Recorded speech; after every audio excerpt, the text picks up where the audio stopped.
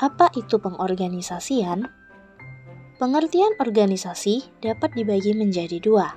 Yang pertama, menandakan lembaga ataupun kelompok fungsional seperti organisasi perusahaan.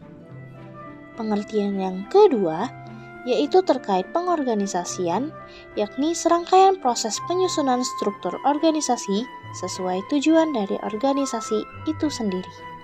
Adapun pengertian organisasi menurut beberapa ahli. Yang pertama, menurut Terry, mengartikan pengorganisasian sebagai suatu tindakan yang mengusahakan hubungan tingkah laku yang efektif antar orang sehingga memungkinkan mereka untuk bekerja sama secara efisien dan mencapai kepuasan pribadi terkait pelaksanaan tugas di situasi lingkungan tertentu demi ketercapaian tujuan. Yang kedua, menurut Stoner, menyebutkan bahwa pengorganisasian adalah cara dalam mengatur dan mengalokasikan pekerjaan di antar anggota organisasi demi tercapainya tujuan organisasi secara efisien. Yang ketiga, William H. Newman, mengartikan pengorganisasian adalah pengelompokan aktivitas yang diperlukan untuk merealisir rencana-rencana ke dalam unit-unit administratif dan menentukan hubungan antar para eksekutif dan para pekerja dalam unit tersebut. Langkah-langkah pengorganisasian. Proses pengorganisasian mengandung langkah-langkah sebagai berikut. Yang pertama, mengetahui tujuan. Seorang manajer harus mengetahui tujuan organisasi yang ingin dicapai, apakah profit motif atau service motif. Yang kedua, penentuan kegiatan-kegiatan.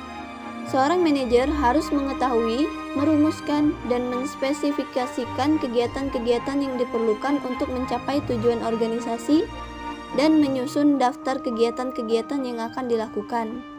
Yang ketiga, pengelompokan kegiatan-kegiatan. Seorang manajer harus mengelompokkan kegiatan-kegiatan ke dalam beberapa kelompok atas dasar tujuan yang sama. Kegiatan-kegiatan yang bersamaan dan berkaitan erat disatukan ke dalam satu departemen atau satu bagian. Yang keempat, pendelegasian wewenang. Seorang manajer harus menetapkan besarnya wewenang yang akan didelegasikan kepada setiap departemen atau bagian. Yang kelima, rentang kendali. Seorang manajer harus menetapkan jumlah karyawan pada setiap departemen atau bagian. Yang keenam, peranan perorangan. Manajer harus menetapkan dengan jelas tugas-tugas setiap individu karyawan, supaya tumpang tindih tugas dapat dihindarkan. Yang ketujuh, tipe organisasi.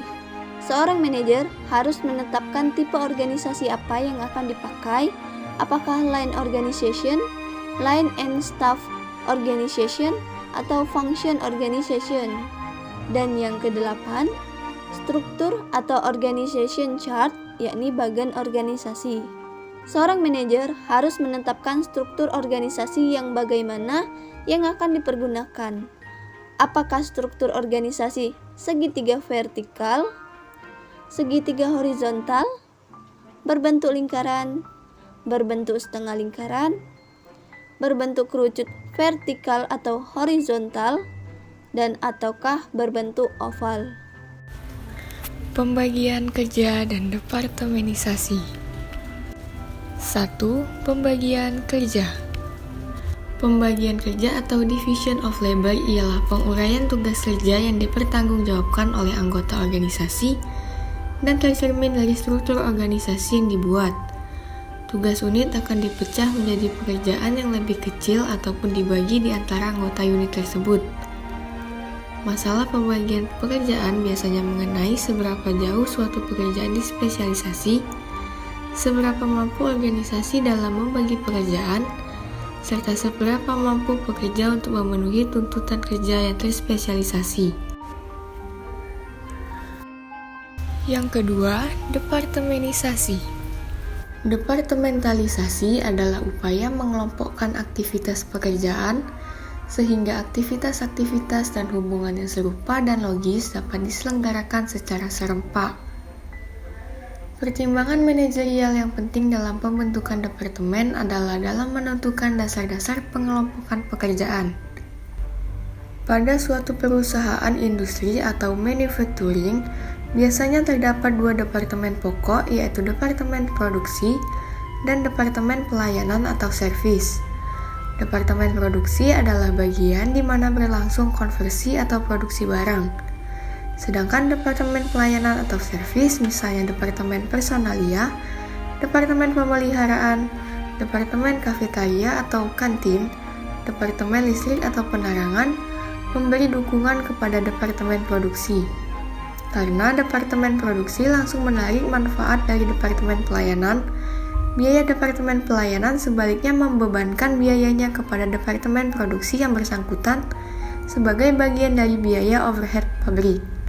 Struktur organisasi dan bagan organisasi. Struktur organisasi adalah suatu gambar yang menggambarkan tipe organisasi, pendepartemenan organisasi, kedudukan dan jenis wewenang pejabat, bidang dan hubungan pekerjaan, garis perintah dan tanggung jawab, rentang kendali dan sistem pimpinan organisasi. Terdapat beberapa bentuk struktur organisasi. Yang pertama, berbentuk segitiga vertikal dan horizontal.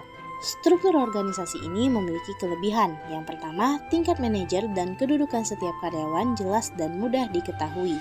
Yang kedua, garis perintah dan tanggung jawab jelas dan mudah kelihatan. Yang ketiga, rentang kendali setiap bagian jelas dan mudah diketahui.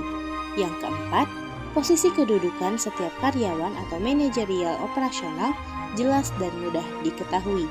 Yang kelima, jenis wewenang yang dimiliki setiap pejabat jelas dan mudah diketahui.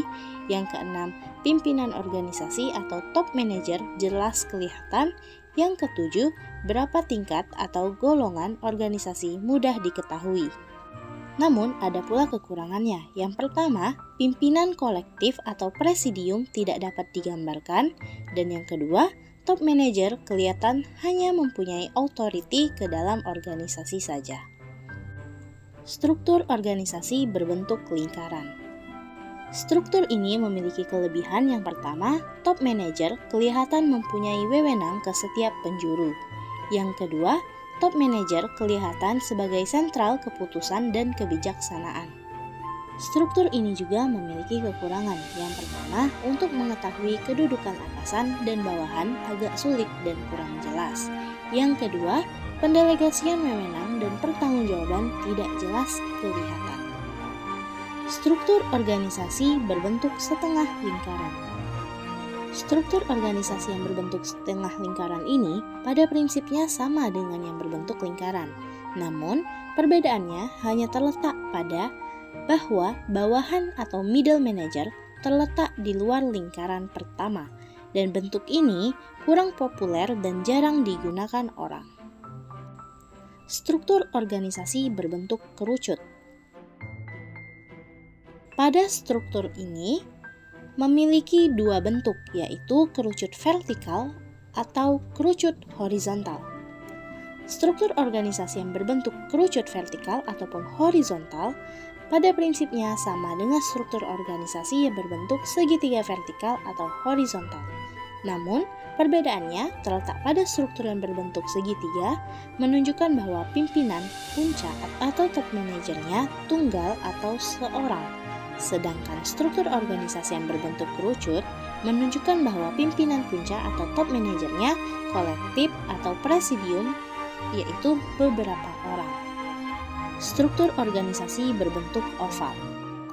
Struktur organisasi berbentuk oval atau bulat telur sering dipergunakan dalam perundingan-perundingan politik. Dalam perundingan politik antara negara yang berselisih, biasanya soal meja tempat berunding digunakan meja yang berbentuk oval. Kesimpulan, pengorganisasian dalam manajemen berfungsi sangat penting karena dapat membantu mewujudkan struktur organisasi yang jelas, dapat mendeskripsikan tugas setiap bidang atau bagian, wewenang dan tanggung jawab dalam organisasi menjadi lebih jelas, dapat memperhatikan antar tugas setiap unit organisasi dan sumber daya manusia yang diperlukan dapat diketahui.